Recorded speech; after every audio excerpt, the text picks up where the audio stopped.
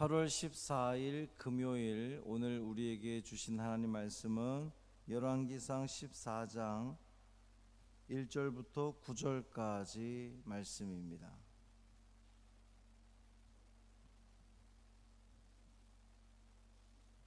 열왕기상 14장 1절부터 9절까지 말씀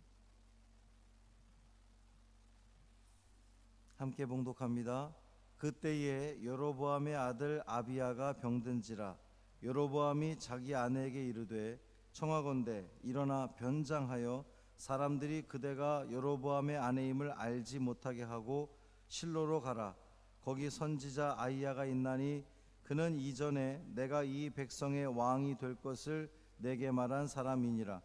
그대의 손에 떡 10개와 과자와 꿀 한 병을 가지고 그에게로 가라. 그가 그대에게 이 아이가 어떻게 될지를 알게 하리라. 여로보암의 아내가 그대로 하여 일어나 실로로 가서 아히야의 집에 이르니 아히야는 나이가 많아 눈이 어두워 보지 못하더라. 여호와께서 아히야에게 이르시되, 여로보암의 아내가 자기 아들이 병들었으므로 내게 물으러 오나니 너는 이러이러하게 대답하라. 그가 들어올 때에 다른 사람인 체함이니라. 그가 문으로 들어올 때에 아히야가 그 발소리를 듣고 말하되, 여로보암의 아내여 들어오라. 네가 어찌하여 다른 사람인 채 하느냐? 내가 명령을 받아 흉한 일을 네게 전하리니 가서 여로보암에게 말하라. 이스라엘의 하나님 여호와의 말씀이 내가 너를 백성 중에서 들어 내 백성 이스라엘의 주권자가 되게 하고 나라를 다윗의 집에서 찢어내어 네게 주었거늘 너는 내 종 다윗이 내 명령을 지켜 전심으로 나를 따르며 나 보기에 정직한 일만 행하였음과 같지 아니하고 내 이전 사람들보다 더 악을 행하고 가서 너를 위하여 다른 신을 만들며 우상을 부어 만들어 나를 노엽게 하고 나를 내 등 뒤에 버렸도다. 아멘. 이 말씀 하나님 말씀입니다. 우리 주님의 사랑과 은총이 하루를 또 말씀으로 시작하는 여러분의 삶 가운데에 충만하시기를 주님의 이름으로 축원합니다. 금요일입니다. 오늘 저녁 9시에 금요 기도회로 교회에서 모입니다. 많이들 오셔서 함께 찬양하고 기도하는 시간을 가지면 좋겠습니다. 그때에 여로보암의 아들 아비야가 병에 들었다 그랬어요. 그때는 언제일까요? 그 13장에 나오는 하나님의 사람에 대한 이야기라기보다는 어제 말씀인 마지막 그 33절 34절 여로보암이 여전히 죄 가운데 죄로부터 돌이키지 않을 때에 그가 악한 길에서 떠나 돌이키지 않을 그때에 여전히 여로보암이 죄로부터 죄에 매여 살아가고 있는 그때에 그의 아들 아비야가 병에 들었다 이렇게 표현하고 있습니다. 그때라고 하는 표현을 통해서 이 여로보암의 아들이 병에 든 것과 여로보암이 죄를 진 것을 연결시키고 있어요. 지금 관련시키고 있습니다. 그의 죄로 인한 하나님의 심판이라고 하는 맥락 속에서 이 아들의 병을 보고 있는 거예요. 그렇다고 해서 오늘날 우리에게 생겨지는 그 질병들이 모든 질병이 다 하나님의 심판이냐? 그것은 아닙니다. 그렇게 이해할 수는 없고요. 이것은 구약 시대 때 그렇게 이해했다는 거죠. 성경에서 이 질병은 불순종하는 자에 대한 하나님의 징벌 중 하나로 종종 묘사되곤 했습니다. 그런데 여로보암의 아들 이 아비야의 질병은 과연 본인의 죄 때문이었습니까? 아니었다는 거예요.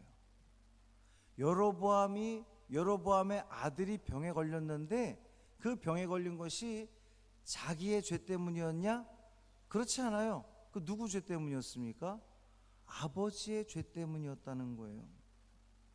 오늘 읽지 않았지만 13절에 보면 여로보암의 아들 아비야는 하나님 여호와를 향하여 선한 뜻을 품은 사람이다. 성경은 그렇게 이야기하고 있습니다. 그러니까 그 여로보암의 아들이 자기의 죄 때문에 병에 걸린 것이 아니라 아버지의 죄 때문에 병에 걸렸다는 거예요. 그래서 더욱 안타까운 거죠. 하나님을 향하여서 선한 뜻을 품은 사람, 하나님을 잘 섬겼던 사람, 그러니까 아버지하고는 너무도 다른 신앙의 길을 걸었던 이 아들이었는데 그 아버지의 죄악 때문에 병에 들어 죽게 되었다는 겁니다.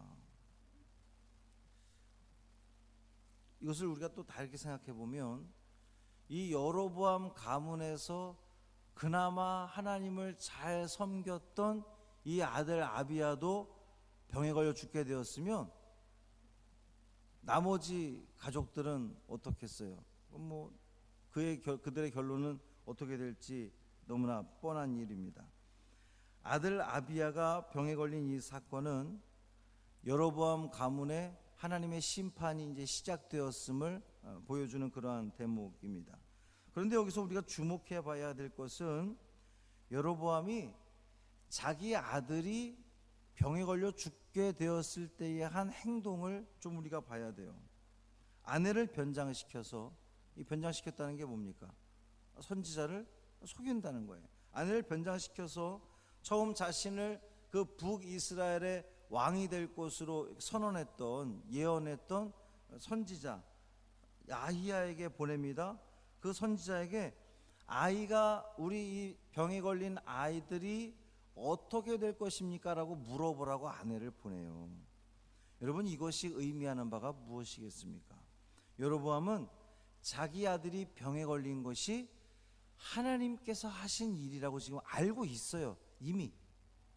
그러니까 자기 아들이 병에 걸려 죽게 되었을 때에 아내를 보내서 우리 아들이 어떻게 될 겁니까? 물어보라는 거예요. 우리 아들이 죽게 될지 살게 될지 그 선지자에게 가서 물어보라는 겁니다.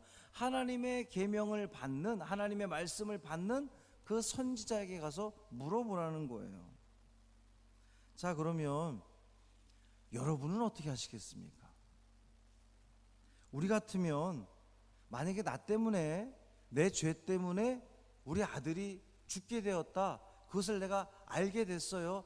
우리 아들이 병에 걸려 죽게 된 것이 나 때문이구나 하고 알게 되었다면 우리 같으면 회개하지 않겠습니까?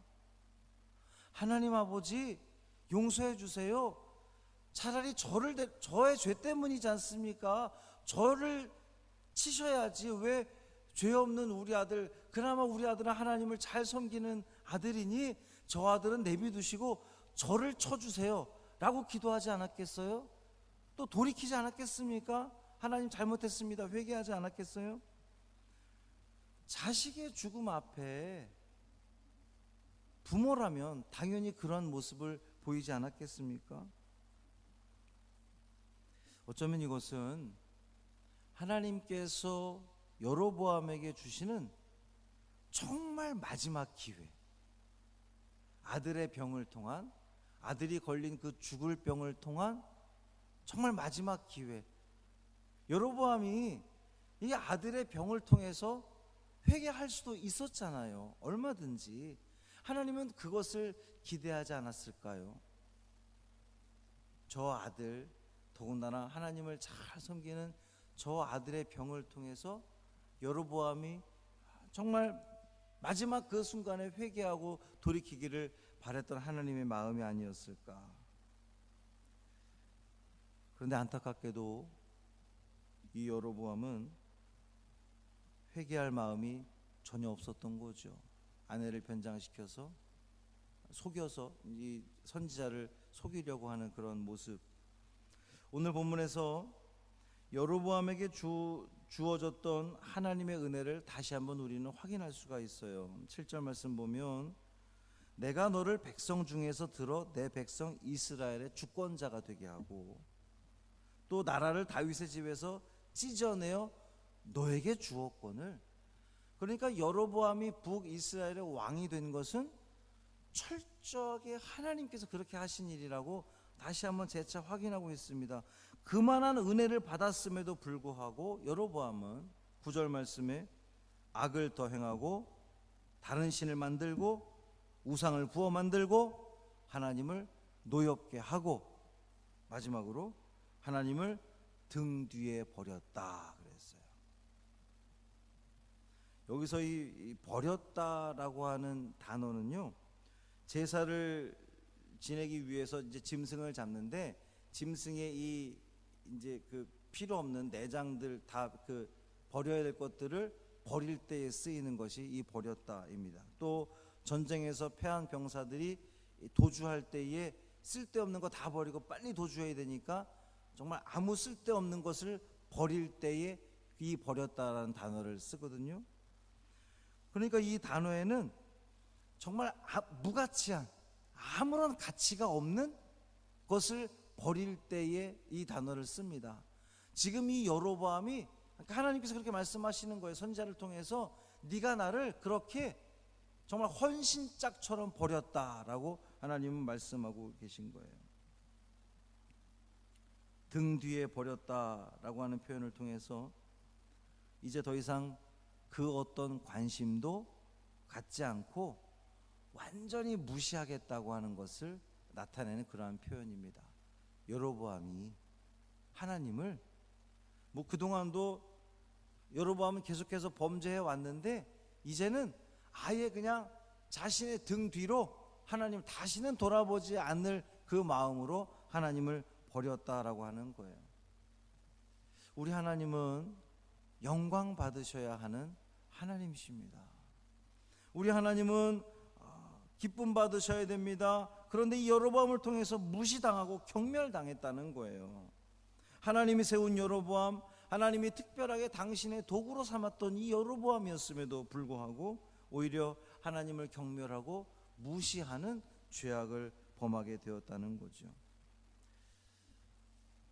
정말 마지막까지 주어졌던 이 기회를 여로보암은, 사실 우리가 벌써 몇 번 이야기했잖아요. 이 여로보암 이야기하면서 하나님이 마지막 기회를 주었다, 마지막 기회를 주었다, 또 한 번의 기회를 주었다, 수차례 나왔는데 정말 이제 그에게 남은 것은 하나님의 심판만이 남아 있습니다. 사랑하는 성도 여러분, 주님을, 우리 하나님을 여러분 등 뒤에 버리는 죄를 범하지 마시기를 바랍니다. 내가 아쉬울 때, 내가 필요할 때, 내가 뭔가 부족할 때 주여라고 찾고선 우리 삶이 평안해지면 그 문제가 해결되면 언제 그랬냐는 듯이 하나님을 찾지 않는 것, 그것이 바로 하나님을 내 등 뒤에 버리는 행위라고 하는 거예요. 오늘 이 하루, 오늘 우리에게 또 어떤 상황으로 하나님은 말씀하실지 알 수 없는데 그 모든 상황들에 대해서, 환경들에 대해서 여러분 민감하게 반응하시고, 하나님이 또 나에게 말씀하시는구나, 하나님이 또 나에게 기회를 주시는구나, 이 기회를 저버리지 말아야지, 끝없이 하나님과 교제하는 삶을 살아가야 되겠구나 다짐하고 또 민감하게 반응하는 그 삶을 통하여서 우리 하나님께 영광 돌리는 저와 여러분의 삶이 되기를 주님의 이름으로 축원합니다. 살아계신 아버지 하나님, 고맙습니다. 이 새벽에도 우리를 깨워주시고 주님 성전에 나와 하나님을 찬양하고 또 말씀 듣고 기도하게 하시니 고맙습니다. 그 마지막 순간에까지 또 아들의 그 죽을 병을 통하여서 하나님은 여로보암이 돌아오기를 그토록 간절히 바라셨는데 여로보암은 끝끝내 돌아오지 못하고 하나님을 등 뒤에 버려버리는 그러한 우를 범하게 되었습니다. 이것이 비단 여로보암의 일만은 아닐 것입니다. 오늘을 살아가는 우리도 우리가 부족할 때에, 내가 필요할 때에, 내가 아쉬울 때에는 주여라고 외치면서 정작 우리의 삶의 그 모든 문제들이 해결되었을 때에, 아무런 문제가 없을 때에 우리는 주님을 찾지 않는, 더 이상 찾지 않는, 정말 여로보암과 똑같은 모습을 살아갈 때가 얼마나 많이 있습니까? 주여 우리를 긍휼히 여겨 주옵시고 우리가 주님 앞에 온전히 회개하게 하시며 매 순간순간마다 주님 그 하나님의 뜻을 깨닫고 하나님께 영광 돌리며 하나님과 동행하는 귀한 믿음의 성도들 되게 하여 주옵소서. 육신의 질병을 가진 성도들이 있습니다. 또 마음의 상처를 안고 있는 신명들이 있습니다. 또 마음은 다짐하지만 하나님으로부터 자꾸만 멀어지는 성도들도 있습니다. 주여 붙들어 주옵시고 회복시켜 주시고 돌이켜 주옵시고 하나님께서 기뻐 받으시는 온전한 주의 사람으로, 하나님의 사람으로 거듭날 수 있도록 은총 더하여 주옵소서. 고쳐 주옵소서. 회복시켜 주옵소서. 하나님의 그 사랑과 하나님의 치료의 은혜를 누리게 하여 주옵소서. 금요일입니다. 금요일 저녁에 많은 성도들이 또 주님 성전에 나와 지금이 바로 기도해야 할 때임을 깨닫게 하여 주옵시고 하나님 앞에 온전히 엎드려 기도할 수 있는 믿음의 성도들 되게 하여 주옵소서. 하루의 삶을 온전히 주님께 맡기기를 원하며 우리 주 예수 그리스도의 이름으로 간절히 축복하며 기도합니다. 아멘.